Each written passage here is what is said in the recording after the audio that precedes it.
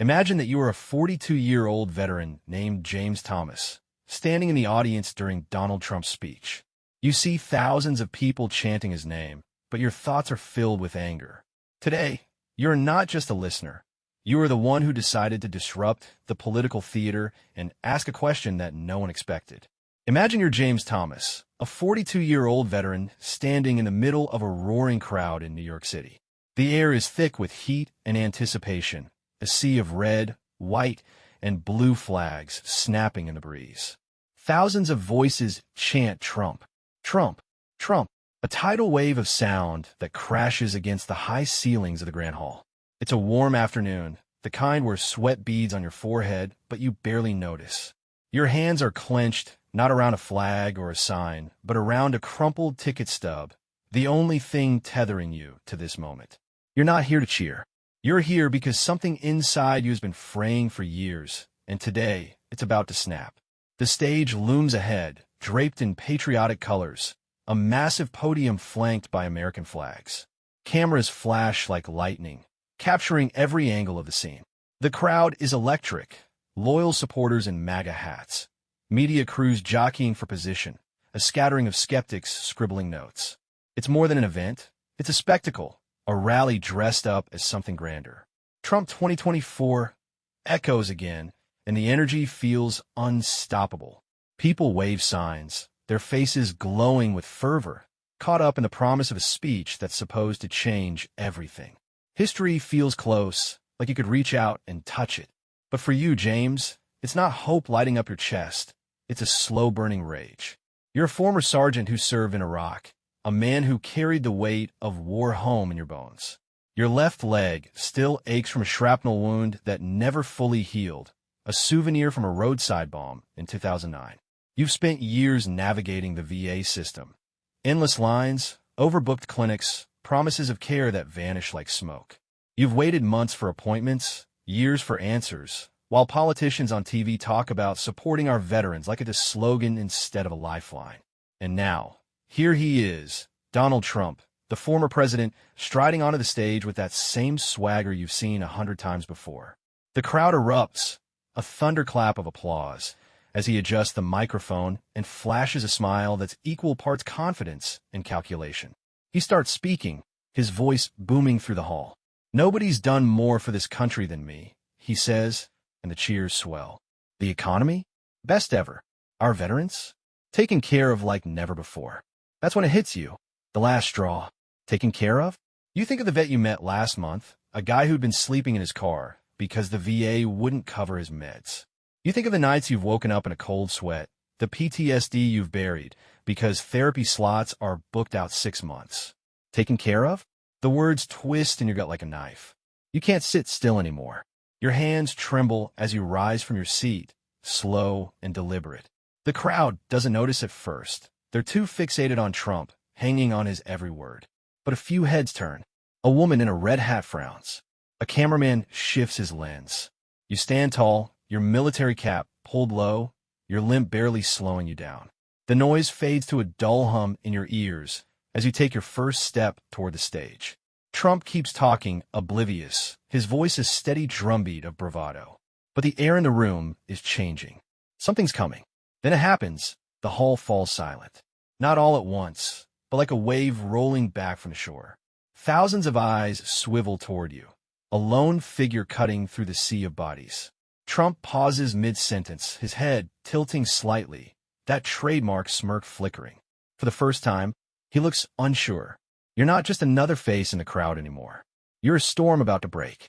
And the question hangs in the air, unspoken but deafening. What will James do when he reaches that stage? The Grand Hall holds its breath as James Thomas, the 42-year-old veteran, moves closer to the stage. Each step echoes in the silence, his left leg dragging slightly, a reminder of the shrapnel that tore through it in Iraq. The crowd parts like water, unsure whether cheer or jeer. Some whisper, "Who's that guy?" Others clutch their flags tighter, sensing something big. The cameras zoom in, lenses glinting under the bright lights, capturing every line on James's face, etched with years of war and neglect. His military cap casts a shadow over his eyes, but there's no mistaking the fire in them. This isn't a stunt. This is a reckoning. Donald Trump stands at the podium mid-sentence when he finally notices.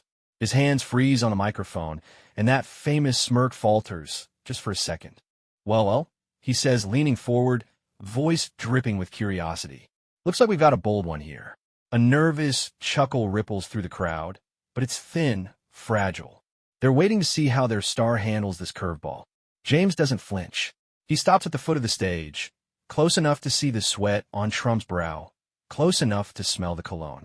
The air crackles with tension, a standoff no one saw coming. James takes a breath, steadying himself. Then his voice cuts through the room, firm and raw. You talk about us, Mr. Trump, but you don't see us. Where were you when we waited in VA lines till we broke? The words hit like a punch. The crowd gasps, a collective inhale that sucks the bravado out of the air. Trump blinks, caught off guard, but he recovers fast. Let me tell you something. He fires back, pointing a finger. I've done more for veterans than anyone. Tremendous things, believe me. His tone sharp, defensive, the kind he uses to steamroll doubters. Normally, the crowd would roar. Not this time. They're frozen, eyes darting between the two men. James steps closer, undeterred. Tremendous? I've seen vets die waiting for care. I've stood in those lines, Mr. Trump. Months for a doctor, years for a promise. You call that tremendous? His voice rises, not loud, but piercing, carrying the weight of every sleepless night, every ignored plea. The hall's silent now. No chants, no cheers, just the hum of the cameras and the thud of James's heart. Trump shifts his weight, his jaw tightening. He's used to protesters, hecklers, easy targets he can dismiss with a quip. But this is different. James isn't shouting slogans or waving a sign. He's a man stripped bare, demanding an answer.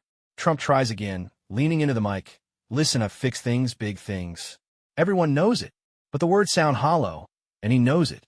The crowd's unease grows, a murmur spreading like wildfire. Then it happens. A woman in the front row stands up, her face flushed, her voice shaking but clear. I'm a veteran too, she calls out. 3 years for a surgery I needed. 3 years. The room explodes into chaos. Another voice shouts, where's our help? A man near the back yells, we're still waiting. It's not just James anymore. It's a chorus, raw and unstoppable. Trump's eyes widen, just a flicker, but it's there. He's losing them. His crowd, his loyal base, turning before his eyes. James locks gazes with him, unyielding. You don't get it, do you? He says quieter now, but it cuts deeper. We're not numbers.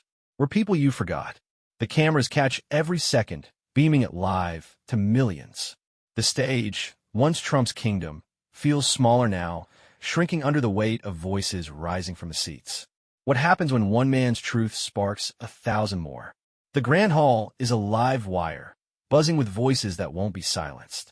James Thomas stands at the foot of the stage, his shadow stretching across the polished floor, a lone figure who's just ignited a firestorm. The crowd chants, where's our help? Listen to us. Swell into a chaotic symphony, drowning out the echoes of Trump's last words. The former president grips the podium, his knuckles whitening, his usual swagger crumbling under the weight of this uprising.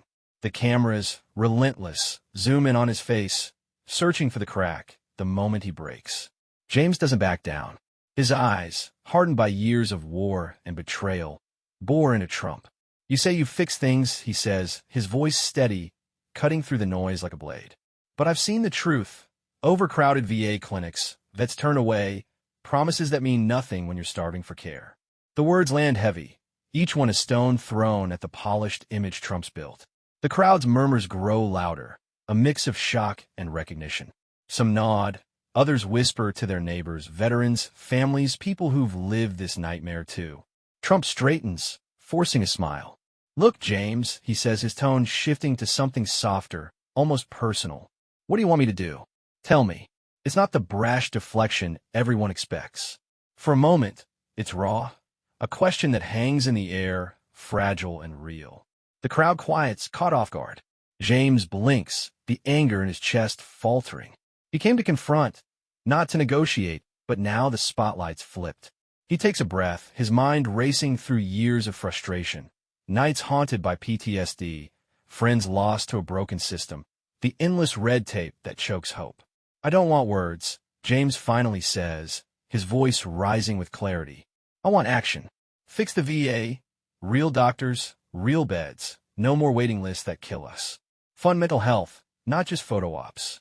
Stop the bureaucracy that buries us alive. The crowd erupts again, applause crashing like thunder.